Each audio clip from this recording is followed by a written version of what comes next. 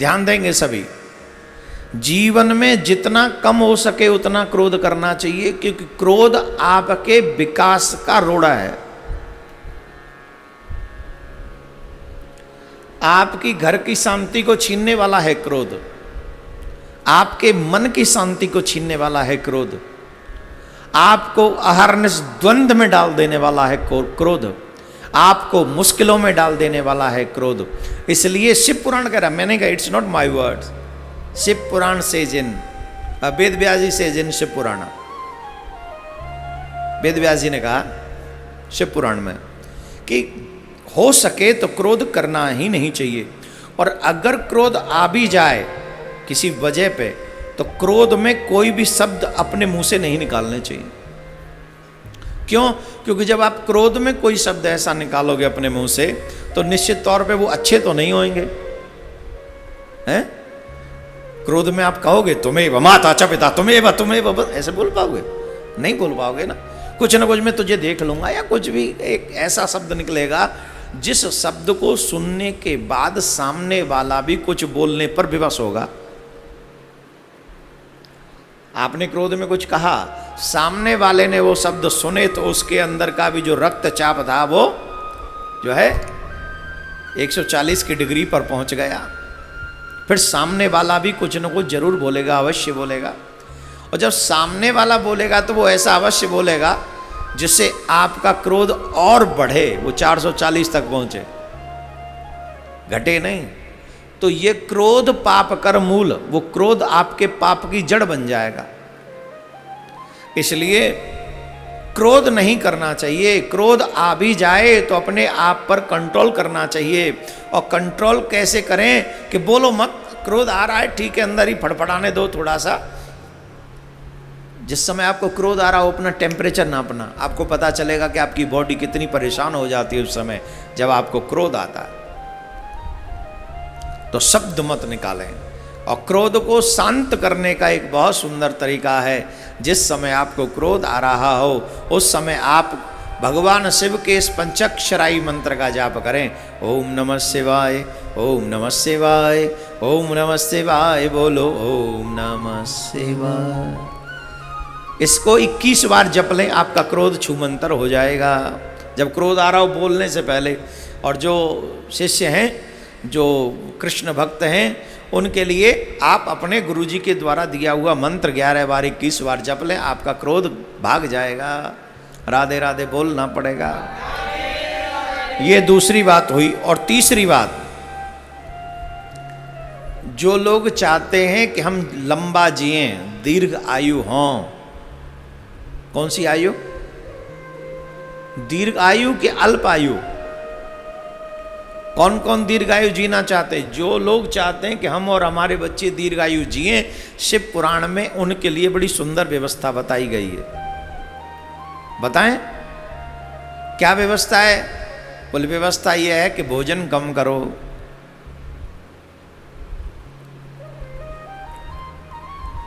अनाज के भाजन मत बनो, अनाज के पात्र मत बन जाओ कि जितना मिल जाए सबको खा जाओ, और बिना सोचे समझे खा जाओ कि हमारे लिए क्या बना है और क्या नहीं बना है।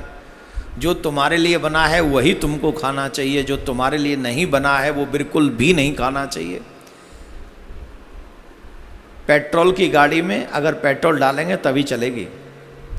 पेट्रोल की गाड़ी में डीजल डाल देंगे तो गाड़ी खराब हो जाएगी। आज का मनुष्य क्या कर रहा है? बोले शाकाहारी बनाया है पर मांसाहारी बनकर जी रहा है। एक जगह पर मैं पढ़ रहा था, मैं बोल दूं शॉर्ट में, कभी मौका मिला तो पूरा वीडियो बनाकर आप तक पहुंचवाऊंगा। जो व्यक्ति मांस आहार ग्रहण करते हैं, मदिरा ग्रहण करते हैं, उनकी सेवा भगवान स्वीकार नहीं करते। पूरा जब मुझे मौका मिलेगा, क्योंकि अभी टाइम नहीं, मुझे 1 घंटा ही बोलना होता है, 1 सवा घंटा 1.5 घंटा में, तो अभी समय नहीं बात समझाने का। अल्प में शॉर्ट में यही समझ लें, जो व्यक्ति मदिरा पीते हैं और जो व्यक्ति मांस आहार करते हैं, उनके द्वारा की हुई पूजा न शिव स्वीकार करते न कृष्ण स्वीकार करते, क्योंकि वो तुम्हारे बॉडी के लिए नहीं बना है, वो तुम्हारे लिए नहीं बना है। पहली बात तो भोजन कम करें। दूसरी बात वही करें जिसको अधिकार है तुमको, जिसके लिए अधिकार है कि वो तुम ग्रहण करो, वो है शाकाहार। कम भोजन करना चाहिए और उतना भोजन करना चाहिए, वैसा भोजन करना चाहिए जिसको तुम्हारी जठराग्नि पचा सके। जिसे तुम्हारी जठराग्नि पचा नहीं सकती ऐसा भोजन कदापि नहीं करना चाहिए। भोजन के नाम पे एक बात और याद आ रही है, अच्छी बात है, आप कहें तो बता दें। इसी भोजन के चक्कर में दरिद्रता हमारे घर में झांक रही है। चलो बाद में बताएंगे, याद रहेगा, अभी नहीं बताते क्योंकि बहुत लंबी लिस्ट है। आज हम सोच के आए थे ये आपको बताएंगे और ये आपके घर की खुशहाली के लिए है, इसलिए बता रहे हैं। शिव जी की कथा तो चली रही क्योंकि शिव पुराण में ही है, ये शिव पुराण में ही लिखा है जो हम आपको बता रहे हैं। कहाँ थे हम? भोजन कम करना चाहिए और शाकाहार करना चाहिए।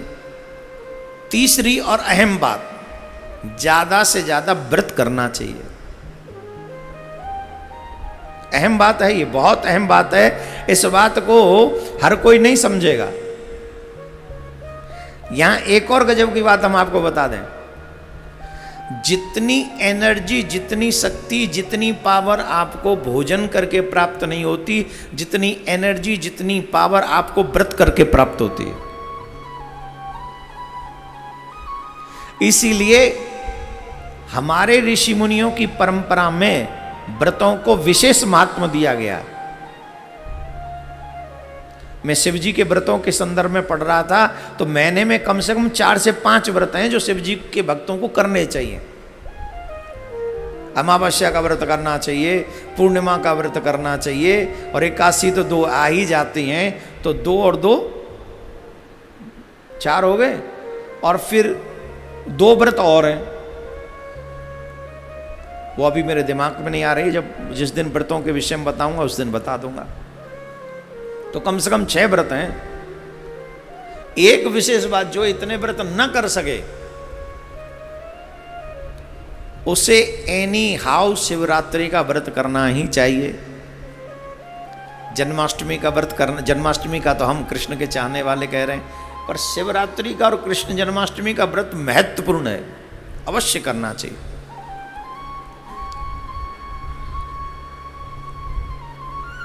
बहुत पुण्यों का फल शिवरात्रि का व्रत दे देता है। तो ये तीसरी बात हो गई, भोजन करें, कम भोजन करें, शाकाहार करें और ज्यादा से ज्यादा व्रत करें, ये तीसरी बात। यहां पर एक और बात बताई गई है, संध्या के समय, संध्या का जो 2 संध्याएं होती हैं शिव पुराण में, मालूम है कि नहीं? संध्या एक होती है, 2। हमारे यहाँ त्रिकाल संध्या की बात आती है, राइट, पर 2 संध्याएं होती हैं। एक मॉर्निंग संध्या होती है, एक इवनिंग संध्या होती है। बोले मॉर्निंग संध्या कैसी होती है? बोले सूर्य उदय होने से पूर्व, सूर्य की प्रथम किरणें इस पृथ्वी पर आएं, उससे पूर्व का और जो ब्रह्म मुहूर्त के बीच का जो समय है उसे संध्या कहते हैं। शाम को सूर्यास्त और अंधेरे होने से पहले का जो समय है उसे सायंकालीन संध्या कहते हैं। एक मॉर्निंग संध्या, एक सायंकालीन संध्या। तो संध्या के संदर्भ में एक बात कही गई है, संध्या के समय चाहे वो मॉर्निंग की हो चाहे वो इवनिंग की हो, कुछ काम नहीं करने चाहिए। वो कौन से काम है? बोले भोजन नहीं करना चाहिए। कई लोग सुबह उठते ही, कई लोग मिल जाएंगे आपको, कई लोग कहते हैं हम तो सुबह उठ जाते हैं। कितने बजे? बोले लगभग 4:30-5 बजे। अच्छा, वाह, बड़े अच्छे हो। करते क्या हो? क्या करते? सबसे पहले चाय ढूंढते हैं और चाय के संग बिस्किट ढूंढते हैं या कुछ रस वस कुछ मिल जाए वो ढूंढते हैं। काय के लिए उठे थे 4 बजे 5 बजे? काय के लिए उठे थे? ये चाय के लिए उठे थे? ये बिस्किट खाने के लिए उठे थे? उठे ब्रह्म मुहूर्त में और काम क्या किया? जो वर्जित है पुराण में, ये खाना नहीं है, पीना नहीं है। प्रातःकाल क्या करना चाहिए? रामचरितमानस सिखाता है, प्रातःकाल उठ के रघुनाथा माता पिता गुरु ना वही माता। सबसे पहले क्या करें? बोले प्रणाम। प्रणाम किनको? बोले अपने घर के बुजुर्गों को। सबसे पहले उठ के बिना स्नान के ही सबसे पहले अपने माता पिता के पास चले जाओ। घर में जो बुजुर्ग हैं, दादी दादा, उनके पास चले जाओ और उनको जाके प्रणाम करो। और उन्हें प्रणाम करने के बाद क्या करें? बोले फिर स्नान। पहले प्रणाम, फिर स्नान और फिर राम, फिर नाम जपो, फिर भजन करो। भजन के बाद फिर भोजन करो। ये व्यवस्था है तुम्हारे पुराणों की। यहां तो उठे नहीं, जर एक लोटा आ गई चाय की और 2 बिस्किटों से भरा हुआ वो प्लेट आ गई, और जब पूरा कुंभकर्ण खा पी के फिर उठे। अब ये भजन, ये पुराणोक्त तो तुम्हारा जीवन नहीं है। ये तुम अपना उठ के भी लेटे ही हो, समझ गए। राधे राधे बोलना पड़ेगा। तो मैं कहा था, संध्याकालीन समय में आपके लिए कुछ कार्य वर्जित हैं। बोले कौन से कार्य वर्जित हैं? पहला भोजन। भोजन नहीं करना चाहिए संध्याकालीन समय में। एक और गजब की बात, शाम के समय यात्रा भी नहीं करनी चाहिए। जिनकी चालू हो वो रखें।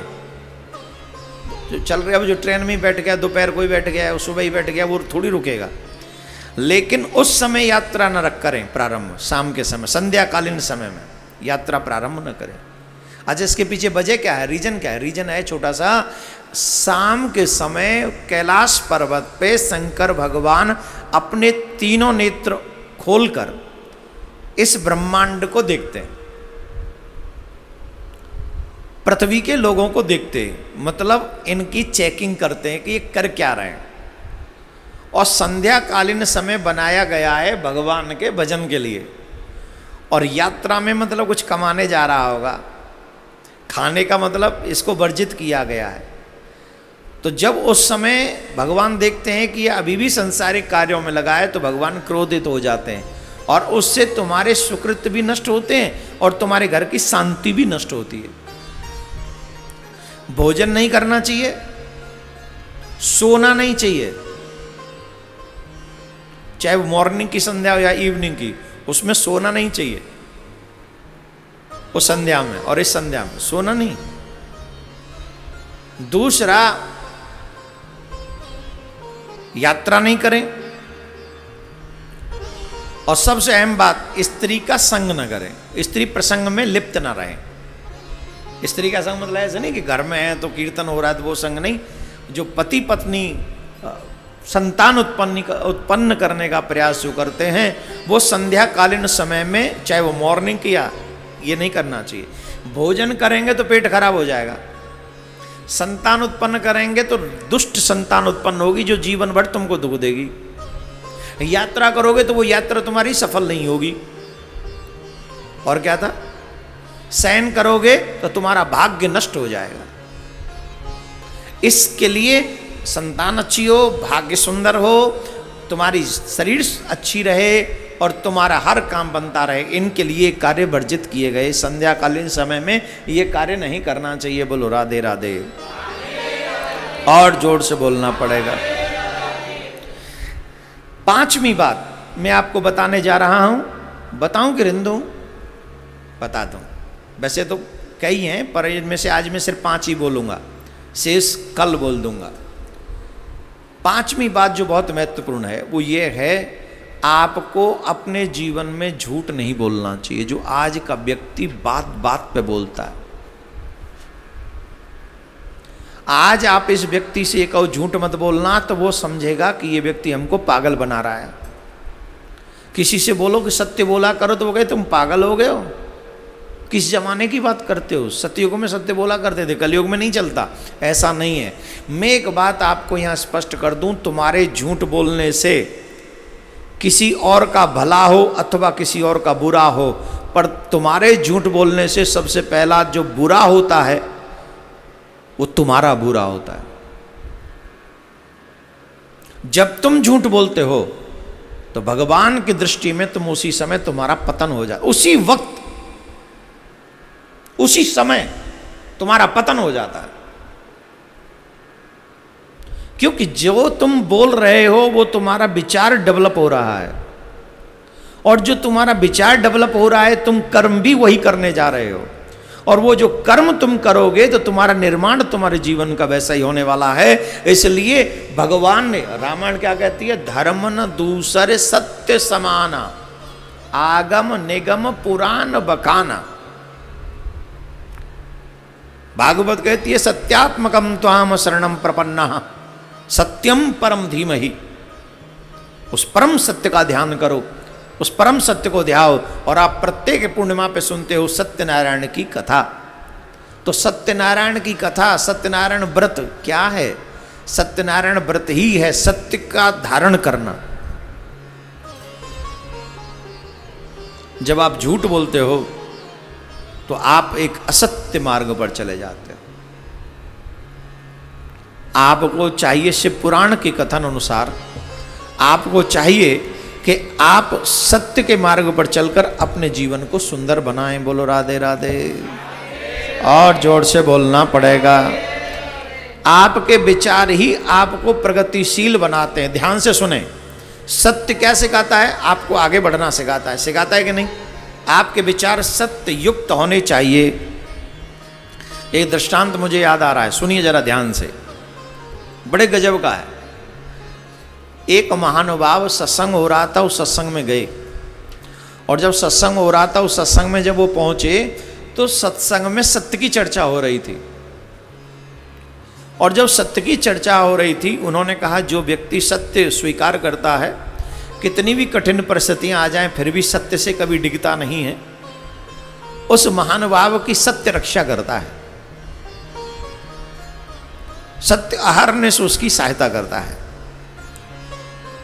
तो उन महानुभाव ने जब ये कथाक्रम सुना तो उन महानुभाव ने ये प्रण कर लिया कि आज के बाद मैं कभी झूठ नहीं बोलूंगा, असत्य नहीं बोलूंगा। प्रण कर लिया। देखो, सुनने से ही अच्छे अच्छे विचार दिमाग में आते हैं। जब आप अच्छी बातें सुनते हो तो अच्छे विचार आते हैं, अच्छे विचार आते हैं तो आप अच्छा करना चाहते हो। जब अच्छे विचार ही नहीं, कहीं सुना ही नहीं पड़ेगा तो विचार नहीं आएंगे, विचार नहीं आएंगे तो अप्लाई नहीं करोगे। तो जीवन पर्यंत उन्होंने कभी असत्य नहीं बोला, जीवन पर्यंत कभी असत्य नहीं बोला, और भगवान का भजन करते रहे, संतों की, गुरु जी की सेवा करते रहे। यही कार्य में वो हमेशा व्यस्त रहते थे, हमेशा आनंद में रहते थे।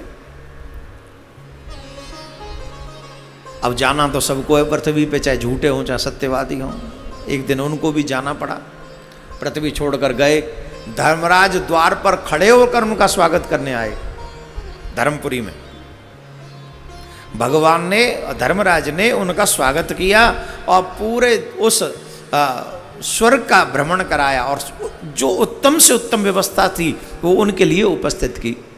लेकिन वो इतने धीर गंभीर थे कि उन सुखों की तरफ उनका ध्यान ही नहीं था। वहाँ पर भी बैठकर वो अपने मगन थे। अब ऐसे दिव्य आत्मा जिसने अपने जीवन में झूठ न बोला हो, उनका दर्शन करने के लिए स्वर्ग के बड़े बड़े ऋषि मुनि आने लगे। धर्मराज भी आते थे और हमेशा कहते रहते थे कि भाई तुम हमसे कुछ मांगो, कुछ मांगो, कुछ मांगो। तो एक दिन उन दिव्य आत्मा ने कहा कि भाई देखो, ये तुम हमें कहाँ लेके आए? बोले स्वर्ग है। बोले एक काम करो, हमें नरक ले चलो, हम थोड़ी देर के लिए नरक देखना चाहते हैं।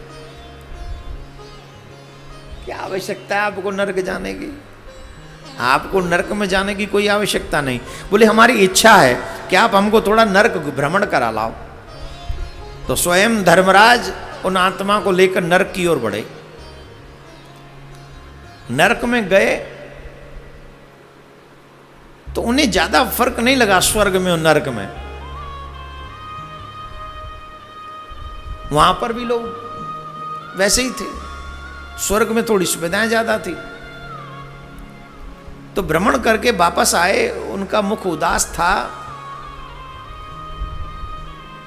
धर्मराज ने पूछा आप इतने उदास क्यों हैं? बोले हम उदास इसलिए हैं, जो पुराणों में हमने पढ़ा था कि नरकों में बड़े कष्ट हैं, बड़ी वेदनाएं हैं, कहीं कुएं में पाट डाल दिया जाता है, कहीं अग्नि में जलाया जाता है, कहीं तांबे की भूमि पर दौड़ाया जाता है, लोग चीखते हैं, चिल्लाते हैं, त्राहि त्राहि करते हैं, भालों से बाणों से उसको वेद किया, उसका छेदन किया जाता है। उसके पीछे कुत्ते दौड़ाए जाते हैं, हाय तौबा मस्ती रहती है। हमने तो नरक के विषय में ये सुना था, पर ऐसा तो वहां कुछ है ही नहीं। ये कैसा नरक है? धर्मराज ने कहा नरक वालों से ही पूछते हैं। तो नरक वाले लोगों को पूछा कि जिस नरक के वेदना के विषय में, दुख के विषय में, दर्द के विषय में बार बार कहा जाता है, वो अभी क्यों नहीं है? तो उन नरक के वासियों ने कहा, हे महात्मन, जैसे ही आपके चरण इस नरक में पड़े, नरक के सारे दुख, दर्द, वेदनाएं, परेशानियां आपके चरण पड़ते ही अदृश्य हो गई, गायब हो गई। ये आपके चरणों का प्रताप है, ये आपके पुण्यों का प्रताप है। जब आप ऐसे श्रेष्ठ विचार वाले लोग नरक में भी जाते हैं तो नरक के भी दुख समाप्त हो जाते, औरों के दर्शन करने मात्र से। जो नरक में पड़े वहां की पीड़ा भोग रहे हैं, वो भी जब आप जैसे लोगों के दर्शन करते हैं तो उनकी भी वेदनाएं समाप्त हो जाती हैं, दर्द समाप्त हो जाते, दुख समाप्त हो जाते। ये एक विचार की शक्ति है। किसकी शक्ति है? एक विचार आपको यहां से वहां तक पहुंचा देता है, जो खुद अपने आप को ही सुखी नहीं बल्कि नरक में पड़े हुए लोगों को भी आप सुख प्रदान कर देते हो। बोलो राधे राधे। ऐसे नहीं, जोर से बोलना पड़ेगा। तो ये सुख किसकी वजह से? एक विचार की वजह से। एक वो विचार है जो सबको दुख देता है, एक वो विचार है जो सबको सुख देता है, जो सबको सुख देता है। हमें अपने जीवन में, अपने दिमाग में, अपने कर्म में उन विचारों को स्थान देना चाहिए जो विचार खुद को भी सुख दे और दूसरों को भी सुख दे। बोलो राधे राधे। जोर से बोलना पड़ेगा। तो मेरे प्यारे, ये कुछ श्रेष्ठ बातें शिव पुराण में हैं, जिन बातों को मैंने आप तक इसलिए पहुंचाया, जिन प्रसंगों को सुन सुनकर आपके जीवन में इन बातों को सुनकर कुछ बदलाव आए।